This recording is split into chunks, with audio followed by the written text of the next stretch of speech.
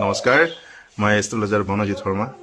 যদিহে কোনোবা শত্ৰুৱে আপোনাৰ অনিষ্ট কৰাৰ কাৰণে এনি টাইম চান্স বিচাৰি ফুৰে, সেয়া আপোনাৰ ঘৰৰ কোনোবাই হওক বা আন কোনোবাই হওক, আপুনি কি কৰিব, এখন বগা কাগজ ল'ব।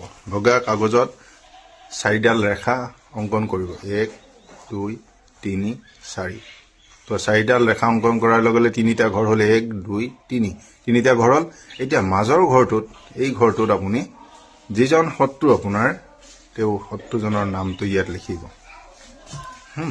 শত্ৰুজনৰ নামটো লিখি সেই কাগজখন ফল্ড কৰিব, 1 2 3 আৰু 4, টোটেল 4টা ফল্ড কৰিব। 4টা ফল্ড কৰিব।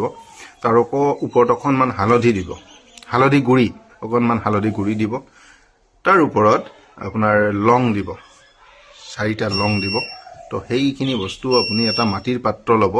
মাটিৰ পাত্ৰটোত গোটেইখিনি বস্তু দিব, কাগজ, লং, হালধি গুড়ি গোটেইখিনি দি তাত কৰ্পূৰ গুটি দিব। 4টা বা 5টা কৰ্পূৰ গুটি দি পেলাই সেইখিনি আপুনি জ্বলাই দিব। আৰু এই কামখিনি কৰিব আপুনি এটা যিকোনো শনিবাৰত সন্ধিয়া সময়ত এন্ধাৰ হোৱাৰ পিছত। তো কেৱল মাত্ৰ এই কামটো কৰক, আৰু আপুনি 5টা শনিবাৰত এই কামটো কৰিব। শত্ৰু আহি আপোনাৰ ভৰিত পৰিব, আপুনি নিশ্চিত থাকক। ধন্যবাদ।